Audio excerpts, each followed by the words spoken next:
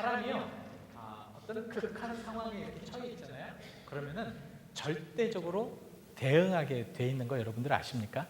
그러니까 어떤 사람이 아주 극한 상황에 이렇게 처해 있어요. 그러면은 그것에 빠져나가려고, 아니면 그것을 좀 한번 좀 해결해 보려고 아주 절대적인 방법을 쓰는 경우가 굉장히 많습니다. 특별히 예를 들면 어떤 남자가 여자를 너무너무 사랑하는 거예요. 너무너무 사랑하고, 그래서 정말 잘 지내는데 갑자기 여자가 이야기하는 겁니다. 나는 당신과 헤어지기를 원합니다. 남자는 너무 사랑하는데, 그렇게 얘기를 하니까 이 남자가 그 여성한테 이런 얘기를 합니다. 난 죽어도 당신하고 헤어질 수가 없습니다. 내가 죽도록 당신을 사랑하겠으니까 한 번만 더 생각해 보십시오.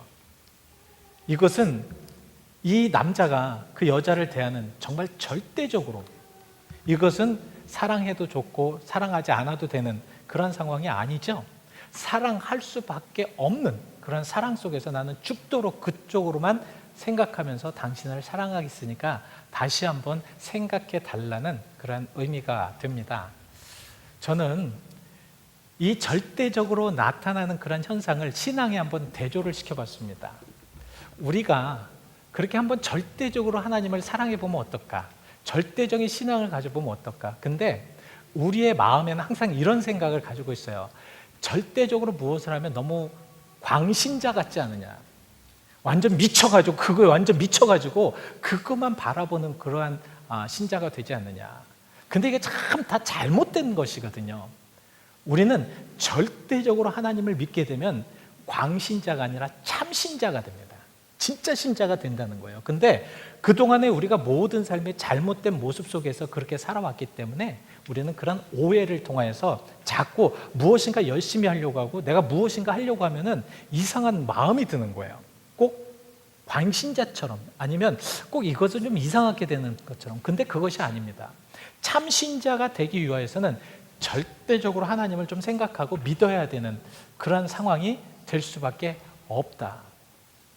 그래서 성경에는 이런 모든 삶 속에서는 영생을 바라볼 수 있다라고 말씀을 하고 있습니다. 그러니까 참 신자, 절대적인 하나님을 사랑해야지만 영생을 얻을 수 있다라고 말씀을 하고 있거든요. 이것은 제 말이 아니라 누가복음 10장 27절에 이렇게 말씀을 하고 있기 때문에 그렇습니다. 내 마음을 다하여 목숨을 다하여 힘을 다하여 뜻을 다하여 주 너희 하나님을 사랑하고 내 이웃을 내 자신과 같이 사랑하라. 이것은 무엇이냐면, 어떤 사람이 예수님에게 와서 주님, 선한 예수님, 정말 영생을 얻게 하려면, 내가 영생을 얻으려면, 영원한 삶을 얻고 영원한 그러한 생명을 얻게 하기 위해서는 내가 무엇을 해야 되겠습니까? 라고 했을 때 예수님께서 대답하신 것입니다. 근데 저것을 가만히 보면 절대적이에요. 그렇지 않습니까? 우리 하나님을 사랑하는 그런 마음이 절대적으로 돼야지만 그 절대성을 가지고 영생을 얻을 수가 있다라는 말씀입니다. 근데 그런 절대성이 없이 그냥 상대적으로, 그냥 대충 해서 무엇인가를 이렇게 하면은 하나님을 사랑할 수가 없다라는 말씀입니다. 왜냐하면 목숨을 다하고 마음을 다하고 목숨을 다하고 뜻을 다하고 힘을 다하여서 하나님을 사랑하는 그런 절대성을 가지고 있어야지만 하나님을 온전하게 사랑할 수 있다는 표현을 하고 있다는 거죠. 근데 우리가 이렇게 가끔 가다가 이런 다짐을 해요. 나는 정말로 절대로 하나님을 놓지 않겠습니다. 정말 최선을 다해서 하나님을 믿겠습니다. 그런데 그런 삶이 가끔은 빗나가는 경우가 있어요.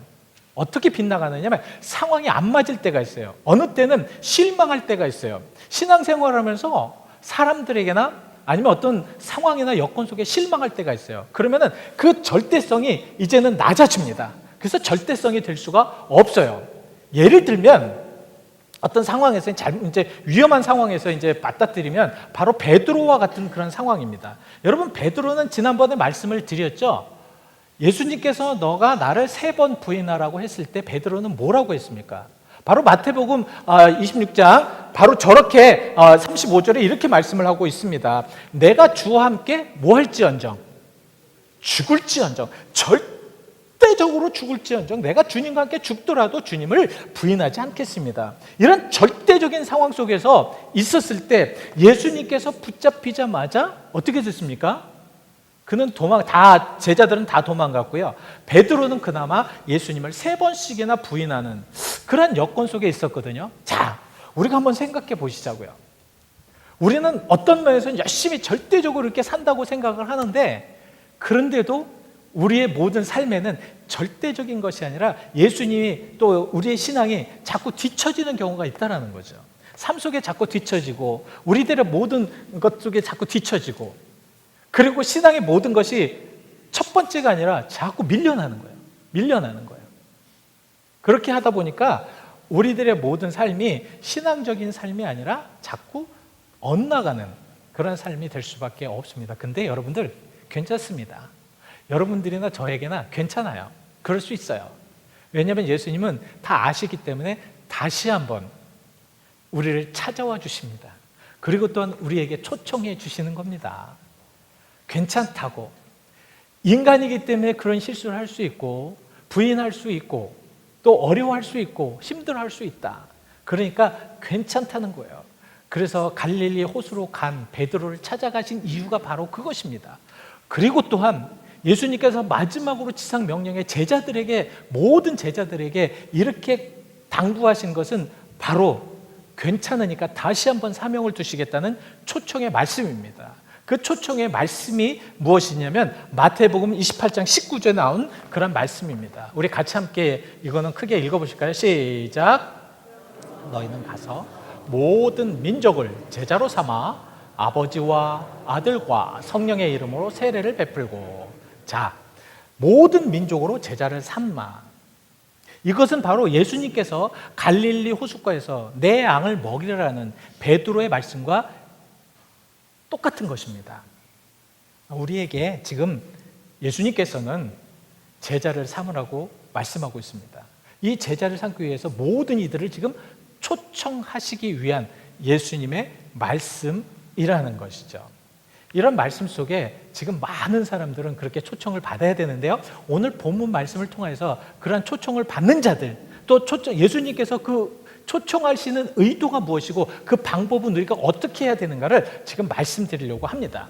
오늘 본문 말씀의 그런 배경은 바로 누가복음 14장 1절에 말씀을 하고 있습니다. 그 말씀은 무엇이냐면 안식일에 예수님께서 한 바리새 지도자의 집에 떡 잡수시러 들어갔다. 그러니까 식사 초대를 받으신 거예요.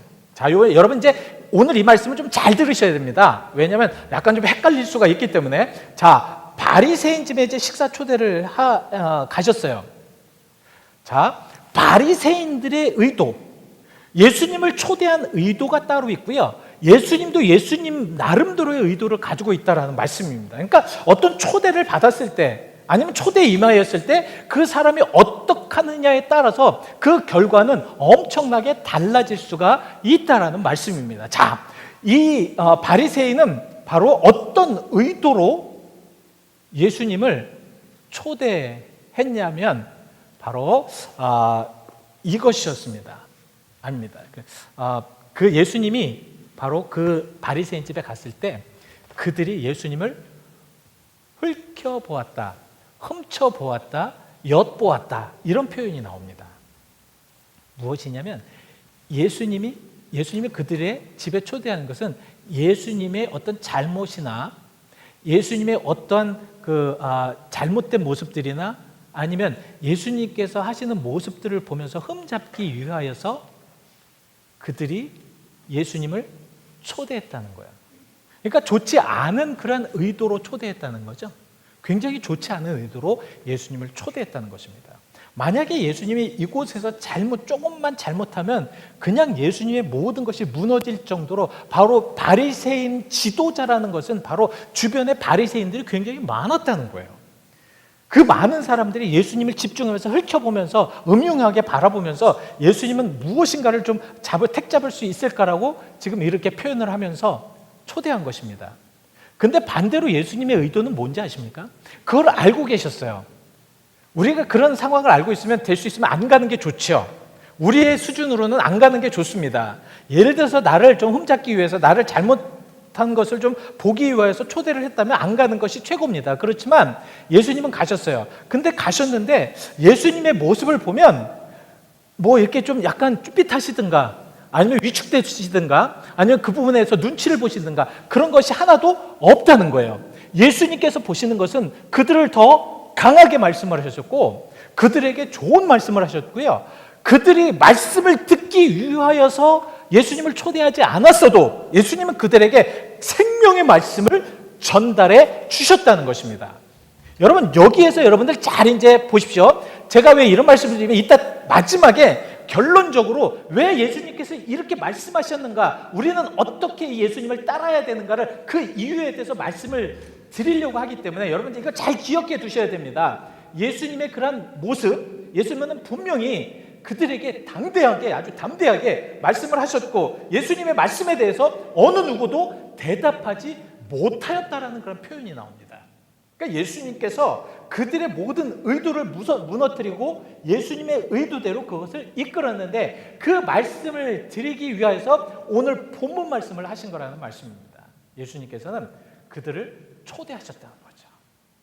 어떻게 초대하셨습니까? 하나님의 나라의 잔치에 초대했습니다. 하나님의 나라의 잔치에 초대했어요. 모든 유대인들, 바리새인들과 모든 이들을 초대했습니다. 그러나 그들은 그 초대에 응하지 않았다라는 말씀입니다. 그 응하지 않았다라는 표현이 바로 오늘 본문 22절에 이렇게 말씀을 하고 있습니다. 자리가 너무 비었습니다. 정말 많은 사람들이 꽉 차야 될 자리에 너무 비었습니다. 그들을 초대했는데도 그들은 그 초대에 응하지 않았다는 것입니다. 왜 응하지 않았을까? 왜 예수님의 그 초대에, 천국 잔치라는 것은 우리가 영적으로 얘기하면 영원한 잔치입니다. 우리가 영원한 삶을 가지고 있는, 영원한 생명을 가지고 있는 자들이 들어가서 함께 나누는 잔치가 바로 이 오늘 예수님께서 말씀하신 잔치거든요. 그러나 그들은 그곳에 참여하지 못했다는 것은 무엇입니까? 절대적으로 하나님을 믿지 못하고 절대적으로 하나님을 사랑하지 못하였고 절대적으로 그들의 모든 삶 속에서는 예수 그리스도가 나타나지 않았다는 것입니다. 구원을 얻지 못하였고 영원한 생명을 얻지 못하였다는 것이죠. 그들은 아브라함의 자손들이라고 했던 사람들입니다. 자기들은 어떻게 해서든지 누구든지 자기들은 확실하게 구원을 받은 구원의 자리에 있었다고 아주 공공연하게 그렇게 선포하고 다녔던 자들입니다. 그러나 그들이 막상 천국 잔치에 보니까 그들의 자리가 비어 있었다는 것입니다. 왜 그랬을까요? 그들의 모든 뷰는 뭐였습니까? 자기가 가지고 있는 소유와 자기가 행하였던 모든 환경 때문에 그런 모든 것들이 보이지가 않았다는 것입니다. 여러분, 그래서 그들의 모습을 보면 첫 번째로 마음이 없었어요. 우리는 하나님께 어떤 마음을 가지냐가 중요한 거거든요. 그래서 마태복음 6장 말씀에 이런 말씀을 하고 있습니다. 내 보물이 있는 곳에 내 마음도 있느니라. 여러분, 우리가 정말 이건 참 귀하다, 이건 보물 같다 하면 이런 것에 우리는 마음이 갈 수밖에 없잖아요. 그렇죠? 그렇죠? 내가 참 좋아하는 게 있어요.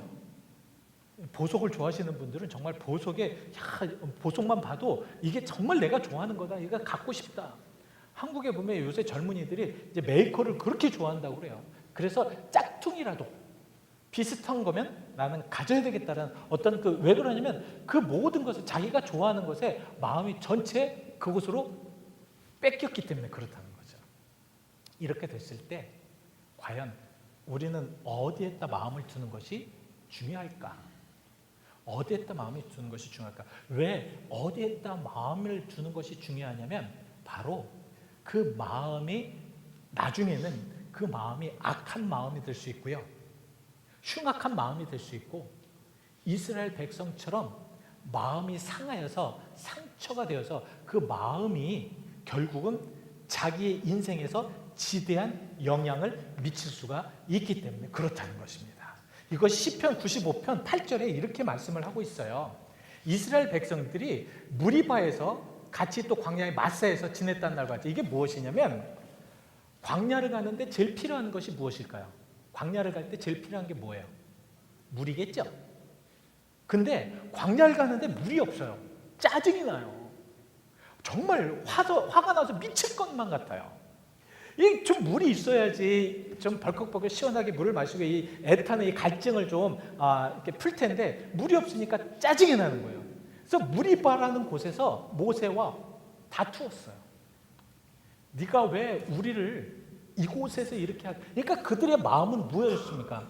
하나님께서 분명히 주시겠다라는 은혜의 약속의 말씀, 하나님께서는 물이라도 반석에서 쏟아내실 거라는 것을 절대적으로 믿으면 그렇지 않았을 텐데 그들은 어떻게 했어요? 마음이 상하니까 화가 난 거예요. 짜증이 난 겁니다. 그래서 모세와 다퉈요. 네가 뭔데 우리를 이곳에 데리고 나와서 네가 어떻게 이렇게 우리에게 고생을 시키는지 우리를 죽으라고 해라.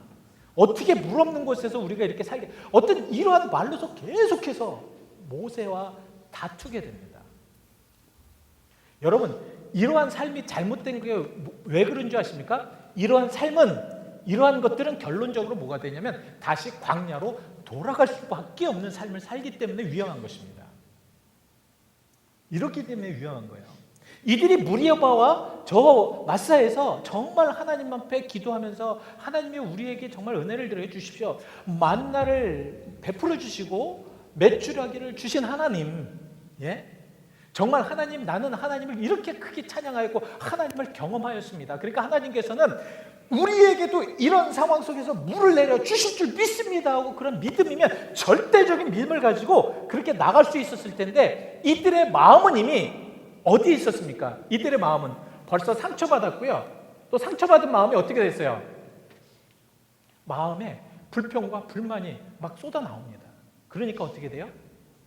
어떻게 돼요? 결과적으로 이들은 광야로 되돌아가서 그들이 죽을 때까지 그 불평과 불만했던 그 말대로 그들은 그곳에서 살아갈 수밖에 없었다. 마음이 있어야 됩니다. 오늘 예수님이 여러분들을 정중히 초대했을 때 여러분들의 가장 중요한 것이 무엇인지를 생각해 보시길 바랍니다. 그리고 두 번째는 이 중요한 것이 무엇인지를 몰랐다는 거예요. 참 중요하다는 것이 이게 굉장히 중요합니다. 여러분들의 삶 속에 중요한 것이 무엇입니까? 지금 여러분들 가장 중요한 것이 뭐예요? 여러분 지금 가장 중요한 것이 무엇입니까? 많은 분들은 물질이 될 수 있고 많은 분들은 내가 건강이 약하니까 건강이 좀 좋았으면 좋겠다. 그렇게 생각하시는 분들이 분명히 많으실 겁니다. 여러분 중요한 것이 뭐세요? 저는 이렇게 생각됩니다. 저의 중요한 것. 저한테 여러분들이 물어보신다면 저의 중요한 것은 육체적으로는 임마누엘의 하나님과 함께하는 것이 저에게 너무 중요한 것입니다. 가장 중요한 것입니다. 그리고 그 하나님과 함께함으로 인해서 내가 구원을 받는 것이 중요한 것입니다.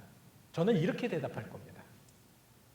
제가 지금 가장 중요한 것은 하나님과 나와 함께 있느냐 없느냐가 저한테 너무 중요한 거거든요. 오늘 이 말씀을 통해서 여러분들에게 잘 보이기 위해서 이 말씀을 드리는 게 아니라 하나님께서 나와 함께 하셔서 그 하나님의 말씀이 여러분들의 마음속에 지금 파고드느냐 안 드느냐 이것이 중요한 것입니다. 왜냐하면 그곳에 영원한 생명이 있기 때문에 그렇다는 것입니다. 우리가 하나님과 함께 해야 되는 이유가 바로 여기에 있습니다. 하나님께 함께하는 이유는 바로 우리가 영원한 생명, 영생을 얻어서 하나님께서 만들어주신 그 아름다운 잔치, 천국잔치에 들어가서 함께 참여하는 이러한 여러분과 제가 되어야 되지 않겠습니까? 근데 우리의 중요한 것이 지금 무엇입니까? 만약에 여러분들에게 중요한 것이 천국잔치가 아니라 여러분들의 정말 주변에 있는 아니면 지금 삶의 한 생활고나 아니면 여러분들의 문제나 여러분들이 가지고 있는 여러 가지로 인하여서 여러분들이 가장 중요한 것이라면 여러분들은 과연 천국잔치의 초청에 응할 수 있을까? 한번 생각해 보시기를 바랍니다. 그래서 오늘 우리 다시 한번 고백해 보시자고요. 요한복음 3장 16장을 다시 한번 크게 고백해 보시자고요. 시작! 이처럼 사랑하사 독생자를 주셨으니 이는 그를 믿는 자마다 멸망지 않고 영생을 얻게 하려 하심이라. 여러분, 과연 영생을 중요시하면서 살아가십니까? 예? 내가 이 세상을 살아가면서 나에게 영원한 생명이 있다면 그 영원한 생명에 절대적으로 한번 우리 모든 것을 한번 올인하여서 살아갈 그러한 마음이 있으십니까? 왜냐하면 신앙이라는 것은요, 그냥 미적지근하게 이래도 좋고 저래도 좋은 것이 아닙니다. 분명 예수 그리스도가 초대하셨을 때 그 사람들이 생각했을 때는 본인들은 잘 믿는다고 생각했지만 그들은 그들의 모든 프라이어리티를 어디에다 두었느냐? 바로 자기들의 가진 것, 소와 자기가 가진 밭과 또 자기의 환경, 결혼을 했다는 그러한 것에 가장 우선적으로 뒀기 때문에 하나님의 초대의 잔치는 전혀 관심이 없어서 그것의 초대에 응하지를 못하였다는 것입니다. 자, 이런 모든 것 속에 이제 우리가 이제 알아두어야 될 것이 있습니다. 자, 이것이 굉장히 이제 중요한 말씀인데요. 자, 우리가 정말 이 모든 말씀을 이제 알아둬야 될 첫 번째는 무엇이냐면 하나님께서는 이 초대를 이제는 어떤 사람을 지정해서 초대하지 않으신다는 거예요. 지정해서 초대하지 않아요. 오늘 그래서 본문 23절 말씀에 보시면 이렇게 말씀을 하십니다. 자, 주인이 종에게 이르시되 길과 사눈타리로 나가서 사람을 강권하여 데려가라. 그러니까 길과 사눈타리, 이것은 아는 사람일까요? 모르는 사람일까요? 일단은 처음에는 아는 사람에게 갔어요. 우리 주님께서 당신을 아시니까 우리 주님께서 당신을 초대합니다 라고 했는데 이제는 그것이 아닙니다. 알지 못하는 사람, 저 사람이 어떤 사람이든 어떤 상황이나 어떤 환경에 있든지 다 초대하라는 겁니다. 왜 이렇게 말씀하셨을까? 왜 이렇게 말씀하셨을까요? 자, 이런 것은 굉장히 의미가 있습니다. 첫 번째는 우리의 마음이 비워져야지만 저 초대할 수 있어요. 우리의 마음이 비워져야 되면, 우리 마음이 낮아져야 됩니다. 왜냐하면 여러분 한번 생각해 보십시오. 그 유대인들의 그 식사 방법 아시죠? 우리처럼 식탁에 딱 모여가지고 저 멀리 있는 사람과 이렇게 멀리서 이렇게 하는 것이 아닙니다. 비스듬히 누워서 서로가 이렇게 바라보면서 비스듬히 누워서 식사를 하는 전통입니다. 근데 내가 싫어하는 사람 비스듬히 누웠는데 그 앞에 지금 바로 눈앞에 있어요. 그리고 내가 좋아하지 아니하는 병을 걸린 사람이 내 눈앞에 있어요. 그 당시에 정말 알지 못하는 사람이 자기 앞에 있어요. 그러면 많은 사람들은 도망갈 겁니다. 절대로 그것을 있을 수 없는 것이라고 하고 도망갈 것입니다. 그러나 이제는 하나님께서는 원하시는 것이 모든 초대의 그러한 근원은 무엇이냐면 그래서 누구든지 예수 이름을 믿으면 구원을 얻겠다라는 그러한 전제하에 모든 사람을 불러들이시는 겁니다. 그래서 로마서 10장 13절에는 이렇게 말씀을 하고 있는 것이거든요. 주의 이름을 부르는 자는 어떤 사람이 됐든 여인이 됐든 남자가 되었든 죄인이든 어떤 사람이든 그리고 자기가 병에 걸려서 하나님 앞에 온전치 못한 사람이든 주의 이름을 부르는 자는 모두 구원을 받으리라는 말씀을 하셨기 때문에 우리들의 마음이 일단은 비워져야 됩니다. 우리는 그렇게 생각해요. 이미 우리들의 마음에는 구원받을 사람, 저 사람 구원받을 사람이다, 이 사람 구원받지 못할 사람이다, 벌써 우리는 결정을 해놔버립니다. 우리 자신이. 그러면 안 된다는 거예요. 누구든지 어디서든지 그들이 와서 우리가 정말 그들을 통하여서 제자 삼고 그들에게 양육하고 그들을 통해서 하나님의 말씀의 복음을 전할 수 있도록 하라는 말씀입니다. 그리고 두 번째는 우리가 저렇게 하기 위해서는 누구든지 어떤 사람이든 지정하지 않고 그렇게 데리고 오기 위해서는 예수님을 먼저 우리 주님을 이해해야 된다는 것이에요. 우리는 주님을 이해하지 못해요. 우리는 항상 정말 노열틱한 그런 주님을 우리는 생각해요. 뭐냐면 왕 같은 주님. 그래서 우리는 왕의 제사장들이고 왕의 제자들이고 왕의 그런 귀족들이라고 생각을 합니다. 그러나 예수님의 근본적인 것은 무엇이냐면 예수님은 천하고 그리고 많은 사람들에게 멸시와 조롱을 받기 위하여서 이 땅에 오셨다라고 이사야서 53장 3절은 말씀을 하고 있습니다. 예수님이 이 땅에 오신 것은 멸시와 천대였어요. 그런데 우리는 신앙생활을 하면서 멸시와 천대는 받으면 굉장히 큰일 나는 거로 생각해요. 누구에게 핍박을 받으면 굉장히 어렵게 생각을 해요. 그러나 예수님의 초청에 응한 자라면 저런 것에 다 감수를 해야 된다는 거예요. 예수님을 믿다 보면 어려울 수가 있어요. 사람들에게 오해받을 수가 있어요. 힘들어요. 어려워요. 짜증나요. 정말로 견디기 어려운 고통이 있을 수가 있어요. 그러나 그런 것들을 다 이겨내라는 말씀인 줄 믿습니다. 그리고 우리가 이제 이런 모든 것들을 통해서 알아야 될 두 번째는 무엇이냐면 그 자리가 꽉 찼을 때에 하나님께서는 잔치를 선포하신다는 것입니다. 제가 봤을 때는 아직도 하나님의 나라에는 많이 비어있으리라 믿습니다. 그렇기 때문에 우리가 필요한 거예요. 그렇기 때문에 예수님께서는 베드로를 찾아가신 거고, 그러니까 예수님께서는 모든 제자들에게 가서 제자 삼으라고 말씀하신 것입니다. 우리가 필요합니다. 여러분들이 필요합니다. 남은 자리에, 하나님의 그 남은 자리에, 하나님 잔치의 남은 자리에 여러분만 있는 것이 아니라 나도 그곳에 있는 것이 아니라 모든 이들이 같이 있을 수 있도록 여러분들이 나가서 힘써 전해야 될 줄 믿습니다. 초청해야 될 줄 믿습니다. 왜냐하면 이러한 믿음을 통하여서 하나님께서는 역사하시기 때문에 그렇습니다. 그렇지만 가장 중요한 것은 이러한 것을 위하여서 무엇이 필요하냐면 믿음이 필요해요. 여러분 마태복음 25장에 보시면 슬기로운 다섯 종과 미련한 다섯 처녀가 나옵니다. 이 슬기로운 다섯 처녀는 등과 등불을 준비해요. 기름을 준비해요. 그래서 신랑이 오는데 다 맞아들일 수 있었습니다. 그러나 미련한 다섯 처녀는 등은 있는데 기름을 준비하지 못하여서 결국 천국에 못 들어갑니다. 이건 무엇이냐면 믿음이 있느냐 없느냐라고 저는 믿습니다. 우리는 정말 믿음을 가지고 하나님의 부름에, 하나님의 초청에 응답될 수 있는 그러한 자들이 먼저 돼야 될 줄 믿습니다. 그리고 나서 우리가 그러한 이들을 통해서 같이 합력하여 선을 이룰 때 하나님의 나라의 잔치집에는 가득 찰 줄 믿습니다. 그리고 마지막으로 그럴 때 우리가 그럼 어떻게 그렇게 해야 되느냐? 어떤 모습으로 돼야 되느냐? 여러분 어떤 모습으로 돼야 된다고 생각하십니까? 우리는 정말 최선을 다해서 하나님의 복음에 최선을 다해서 열심히 노력을 했을 때 한번 이제 문이 닫히잖아요. 천국에 이제 초청된 모든 문이 닫히잖아요. 이제는 누구도 열 수 없는 그런 상황이 되어버립니다. 그러니까 기회가 있을 때 우리는 최선을 다하여서 초청하고 최선을 다해서 노력하고 최선을 다해서 믿음을 갖는 것이 중요하다. 왜냐하면 누가복음 13장 25절에 이렇게 말씀을 하고 있기 때문에 그래요. 한번 닫힌 후에 사람들이 가서 주님 당신 저를 아시겠습니까? 저는 예배에도 참석했고요. 저는 기도회에도 참석했고요. 저는 목자 모임에도 참석했고요. 다 참석을 했습니다. 왜 당신께서 나를 모른다고 하십니까? 왜냐하면 그는 그 모든 마음이 세상적이었고, 그러니까 세상과 교회와 같이 됐기 때문에 주님께서 오는 그 잔치 자리에 참여하지 못하였고, 그 문이 한번 닫힌 후에는 이제는 더 이상 예수님도 그들을 알지 못한다라고 그렇게 할 수밖에 없는 상황이 되어버린다는 것입니다. 그래서 결론적으로 여러분들에게 말씀을 드립니다.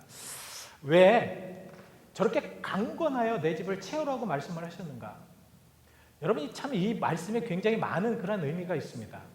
강권하여서 내 집을 채우라는 그런 말씀이 이것이 사람을 가기 싫은데 억지로 그냥 모가지 끌어가지고 억지로 데려다 놓으라는 게 아닙니다. 무슨 말씀인지 아세요? 그것이 아니라 강권하다는 것은 내가 있는 믿음, 나에게는 강한 믿음, 나에게는 확신, 예수 아니면 나는 죽을 수밖에 없다라는 그런 절대성, 이런 것을 가지고 사람들에게 권하라는 말씀입니다. 그런 확실성이 없으면 예수님의 초청에 우리도 가서 그 초청을 할 수가 없다는 거죠. 그러니까 우리는 항상 미약해요. 그래서 와도 되고 한번 와 보십시오. 한번 믿어 보십시오. 한번 와서 그냥 보시다 보면 이렇게 그 신앙생활 하시다 보면 잘 믿을 겁니다. 절대 안 그렇습니다. 절대 그럴 수가 없어요. 내가 가지고 있는 정확한 확실한 믿음이 없이는 그 사람을 데리고 올 수가 없고 초청해도 그 사람은 안 올 겁니다. 왜냐하면 예수님도 그들을 초청하였을 때 그들은 안 왔어요. 왜 안 왔는지 아십니까? 본인들이 너무 세요. 강해요. 예수님께서 그렇게 그들을 강권하여서 아무 소리도 못하게 그렇게 눌렀는데도 불구하고 그들은 이미 자기들 생각에 완전히 끝나버린 거예요. 그래서 더 이상 움직일 수가 없는 겁니다.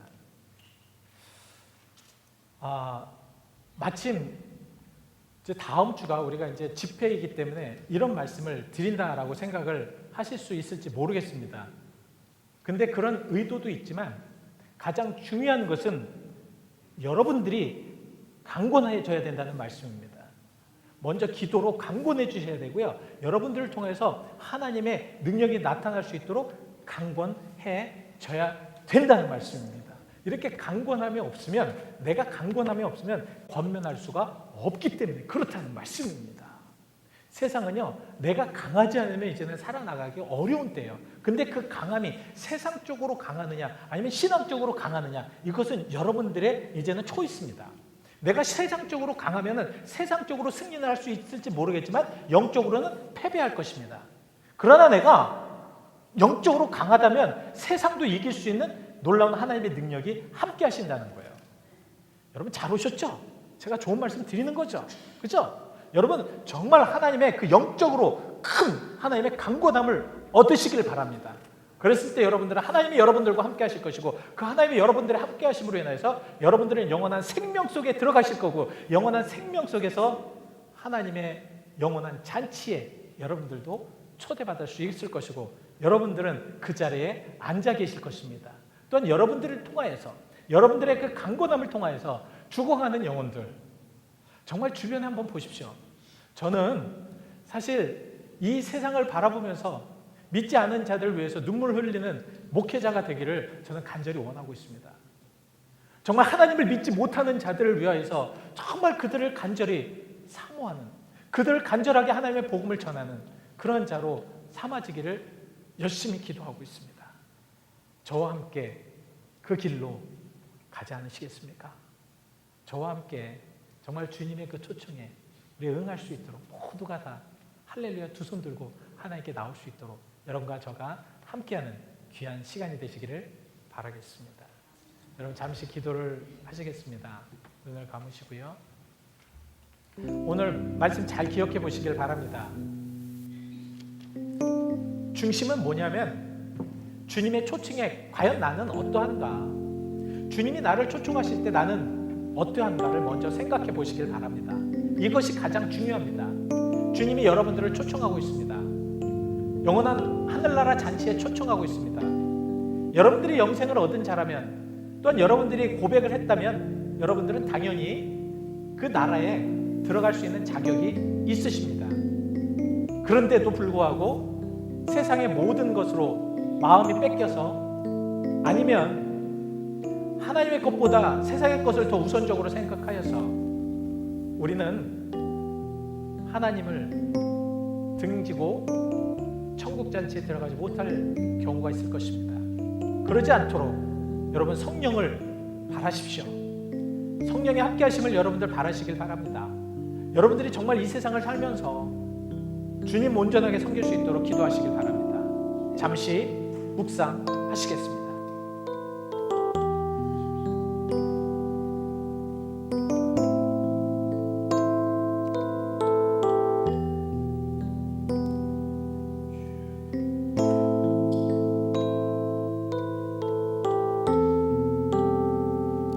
아버지 하나님,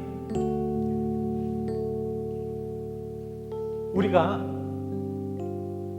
절대적으로 하나님을 한번 믿어볼 수 있는 이 생을 살면서 정말 하나님 멋지게 믿어볼 수 있는 주님의 사람들이 되기를 원합니다.